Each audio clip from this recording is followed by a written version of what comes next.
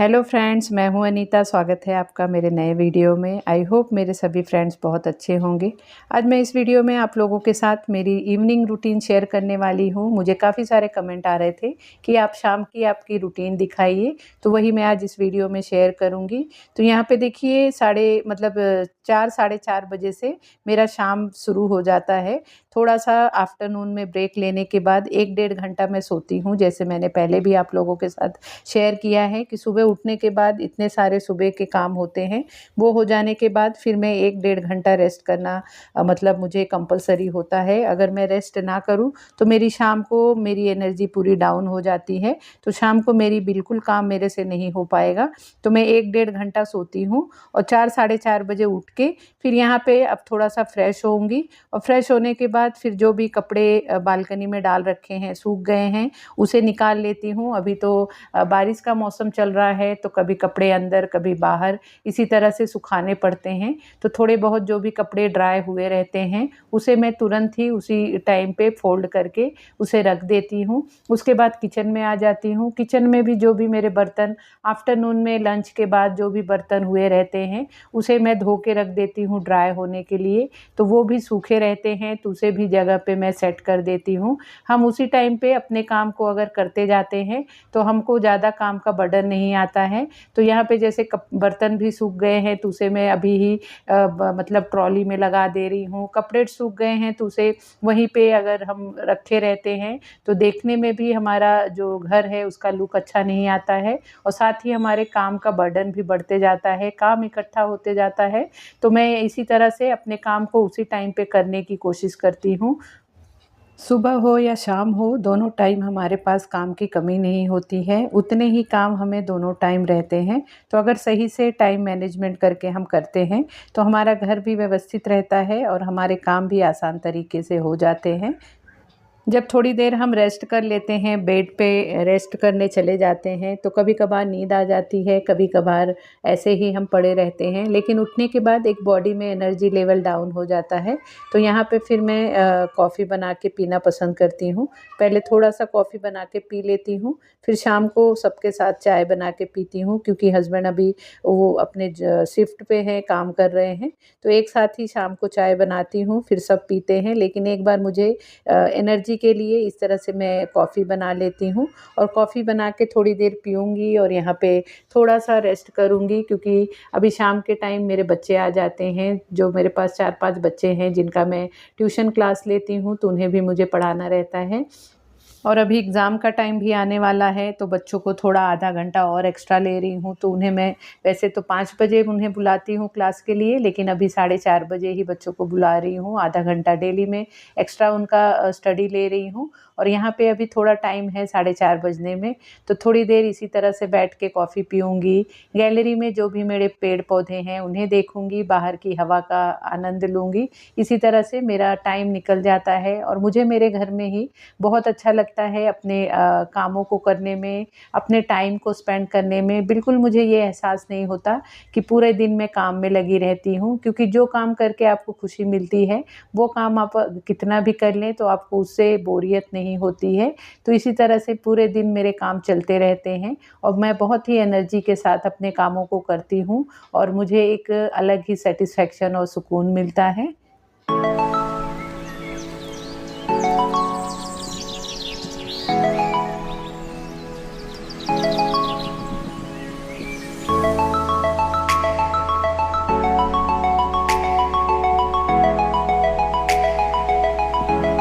अब यहाँ पे मेरे बच्चे आ गए हैं, तो इनका मैं अब 4:30 से 6:30 बजे तक स्टडी लूँगी।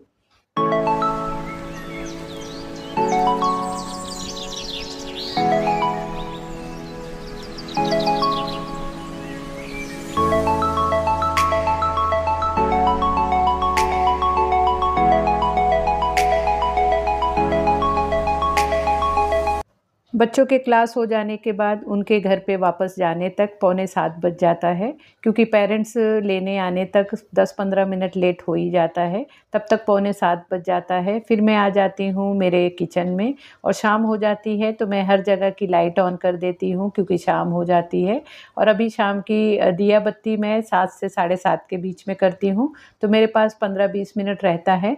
तो पहले मैं क्या करती हूँ कि पहले चाय चढ़ा देती हूँ। जब तक चाय धीरे धीरे पकती रहती है तब तक मैं मेरे पूजा की तैयारी कर लेती हूँ, शाम का दिया बत्ती कर लेती हूँ। शाम की भी संध्या आरती करने में मेरा आधा पौना घंटा चला जाता है, क्योंकि मंदिर में तुलसी माँ को मेन डोर पे हर जगह दिया लगाना रहता है, धूप दिया दिखाना होता है, आरती करना होता है।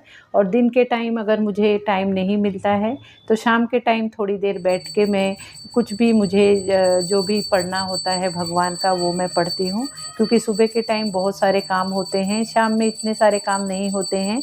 तो हमें टाइम रहता है मुझे, तो मैं थोड़ा उस टाइम पे अगर मेरा मन होता है तो मैं कुछ बुक पढ़ लेती हूँ, पाठ कर लेती हूँ।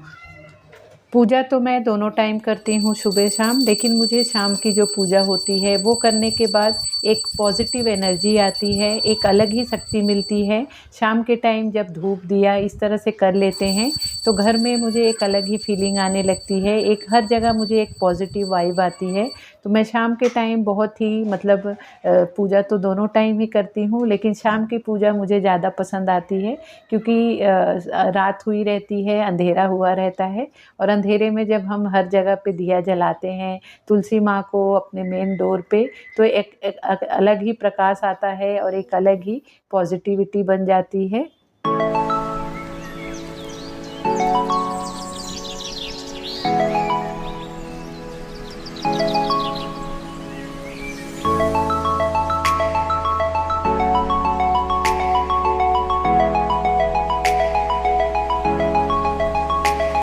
और शाम के टाइम में जो भीमसेन कपूर आता है उसे ज़रूर ही जलाती हूँ। साथ ही कप धूप को भी पूरे घर में घुमा लेने के बाद उसे इस तरह से इसमें डाल के रख देती हूँ, तो पूरे घर में इसकी एकदम अच्छी वाली खुशबू पूरे घर में फैल जाती है। 7:30 बज जाता है दिया बत्ती करने तक, और फिर मेरे हस्बैंड भी इसी टाइम तक फ्री हो जाते हैं। फिर उनको छोटी मोटी भूख लगी रहती है तो कुछ ना कुछ चाय के साथ मैं बना देती हूँ।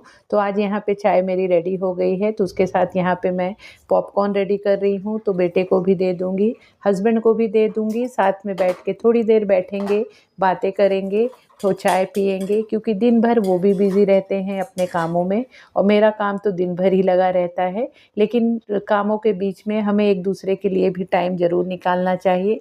तो हम इसी तरह से 1 डेढ़ घंटा, आधा घंटा जैसे भी टाइम होता है उस तरह से थोड़ी देर बैठ के यहाँ वहाँ की बातें करते हैं, टीवी देखते हैं, चाय पीते हैं।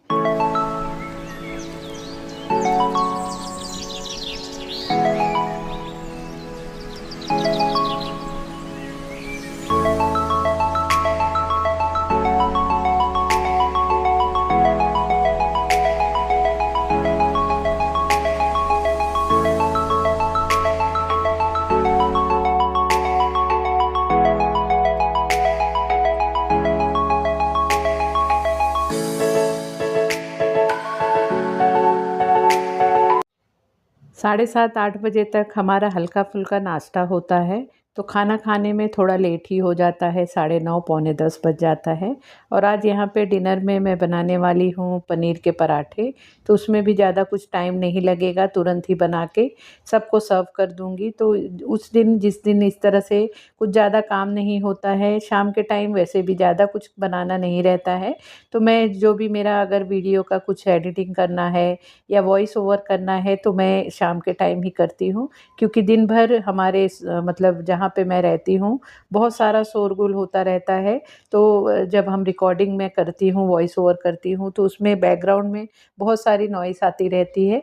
तो मैं कोशिश करती हूँ कि 8 बजे के बाद जब थोड़ा सा सन्नाटा हो जाता है तब मैं वॉइस ओवर करती हूँ, तो वीडियो मेरी क्लियर रहती है। तो वो काम कर लेती हूँ या फिर दूसरे कुछ काम होते हैं वो कर लेती हूँ। तो यहाँ पे देखिए पनीर पराठा बनाने के लिए मैं यहाँ पे गाजर, शिमला मिर्च, ये सब चीज़ों को एकदम ही बारीक चॉप करके डालती हूँ।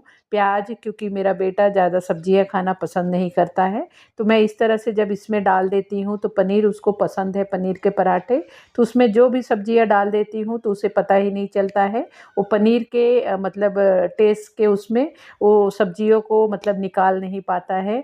वैसे सब्जियाँ बनाओ तो पूरी सब्जियाँ वो अलग कर देता है, थाली में अलग ही रख देता है, खाता ही नहीं है। तो मैं इस तरह से पनीर पराठे बनाते समय उसमें जो भी ज़्यादा हो सकता है सब्जियाँ डाल देती हूँ, तो वो खा लेता है और टेस्ट भी बढ़ जाता है और हेल्थ वाइज भी अच्छा रहता है। अगर आपके भी बच्चे सब्जियाँ खाना पसंद नहीं करते हैं तो आप इस तरह से स्टफिंग में कुछ भी पराठे जब बना रहे हैं तो उसमें आप वेजिटेबल बहुत ज़्यादा बारीक अगर चॉप करके डालेंगे तो उन्हें पता ही नहीं चलेगा और वो खा लेंगे। यहाँ पनीर पराठे के मैं स्टफिंग रेडी ही कर रही थी, तब तक मेरी दीदी का कॉल आ गया। शाम के टाइम अक्सर ऐसा होता है कि हम थोड़ी देर, मेरी बहन और मैं, वीडियो कॉल पे हम बातें कर लेते हैं। दिन भर तो कामों में उलझे रहते हैं, तो थोड़ी देर 15 मिनट, आधा घंटा, कभी कभी 1 डेढ़ घंटा भी हो जाता है जब हम फुर्सत में रहते हैं। तो इस तरह से थोड़ी देर बातें कर लेते हैं तो दोनों का दिल बहल जाता है। यहाँ वहाँ की बातें करके बहनों का एक बॉन्डिंग ही अलग होता है। तो यहाँ पे बातें हो गई, अब मैं आ गई हूँ किचन में। अब फटाफट मैं यहाँ पे पराठे बना लूँगी और सभी को दे दूँगी खाने के लिए और खुद भी खा लूँगी। आज मैं पराठे स्क्वायर शेप में बना रही हूँ, कभी राउंड में बना लेती हूँ, कभी स्क्वायर में बना लेती हूँ। अगर उसी चीज़ को हम थोड़ा-सा लुक वाइज़ चेंज कर देते हैं, तो बच्चों को खाने में उसमें इंटरेस्ट आता है। तो इस तरह से स्क्वायर में भी बनाने पे बहुत ही बढ़िया-सा मतलब बहुत ही अच्छे से मतलब पराठे रेडी हो जाते हैं। तो यहाँ पे देखिए फटाफट अब मैं पराठे सेक लूँगी और इसे सर्व कर दूँगी दही के साथ और सॉस के साथ।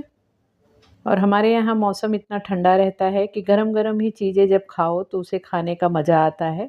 तो मैं तुरंत ही इस तरह से ही बनाना पसंद करती हूँ कि जब लोगों को खाना हो तो तुरंत ही बनाओ और तुरंत ही गरमा-गरम सभी खा लें।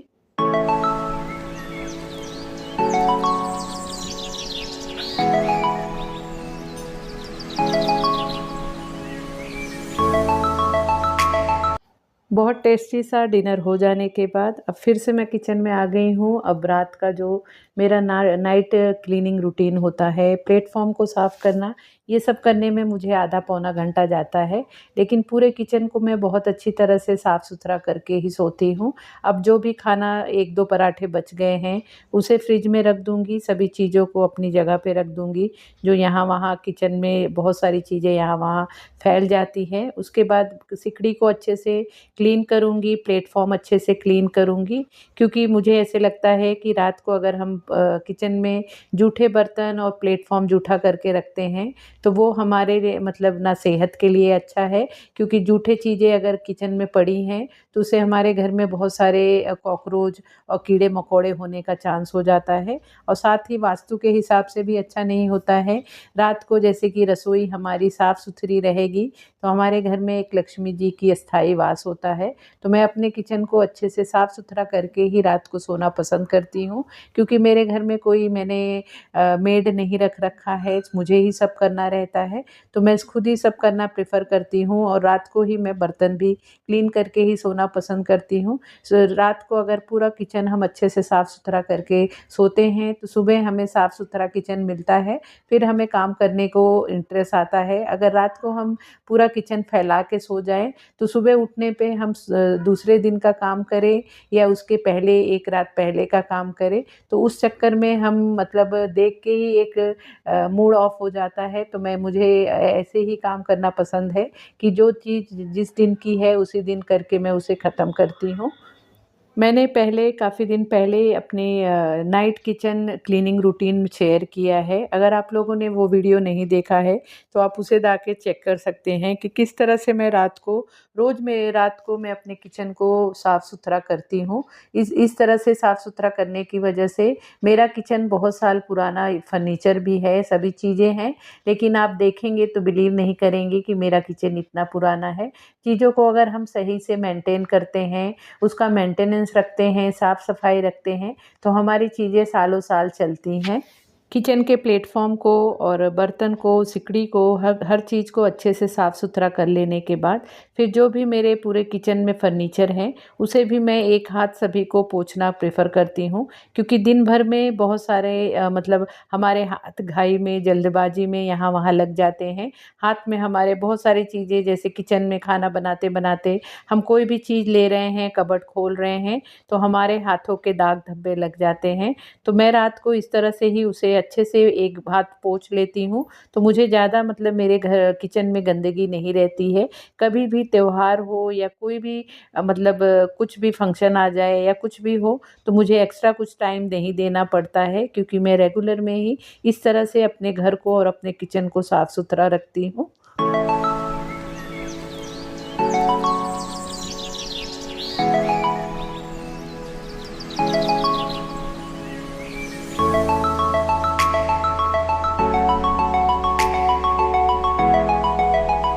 और पूरा किचन अच्छे से क्लीन हो जाने के बाद फिर मेरा लास्ट स्टेप होता है कि जो भी मतलब किचन के टॉवेल हैं उसे मैं इस तरह से पानी मतलब गरम करके और थोड़ा सा सर्फ डाल के इसे भिगा के रख देती हूँ रात भर के लिए। अच्छे से वो भीग जाता है और सुबह सिर्फ नल के नीचे उसे मैं अच्छे से खंगाल के मतलब सूखने के लिए डाल देती हूँ। मुझे बिल्कुल ब्रश व्रश मारना नहीं पड़ता है, क्योंकि दिन भर हमारे हाथ में ऑयली, घी, ये सब चीज़ें लगती रहती हैं, मसाले लगते रहते हैं और हम उस किचन टॉवेल से पोंछते रहते हैं, जिस चक्कर में मतलब हमारे किचन टॉवेल बहुत ज़्यादा ही गंदे हो जाते हैं। अगर उसे हम नॉर्मल तरीके से साफ़ करने जाते हैं तो उसमें अजीब सी एक बदबू आती है और अच्छे से वो क्लीन भी नहीं होता है, कितना भी हम उस पे ब्रश मार लें या कुछ भी कर लें। लेकिन आप इस तरह से अगर उसे आप भिगा के रख देंगे गर्म पानी में, तो आप देखेंगे कि आपके किचन टॉवेल में से बिल्कुल ना स्मेल आएगी, ना उसमें एक चिकनाहट रहेगी।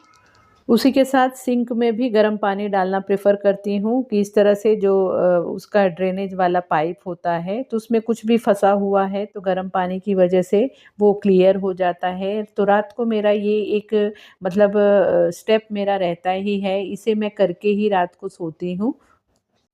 सो फ्रेंड, इस तरह से होता है मेरा इवनिंग का रूटीन। मैंने आप लोगों के साथ शेयर किया है। आई होप आप लोगों को वीडियो अच्छी लगी होगी। प्लीज़ कमेंट करके ज़रूर बताना कि आपको मेरी ये वीडियो कैसी लगी। अगर आपको मेरी वीडियो अच्छी लगी हो, पसंद आई हो, तो प्लीज़ वीडियो को लाइक शेयर करना। और अगर आपने अभी तक मेरे चैनल को सब्सक्राइब नहीं किया है तो प्लीज़ सब्सक्राइब भी कर लेना मेरे चैनल को। तो मिलते हैं फिर नए वीडियो में। Bye bye.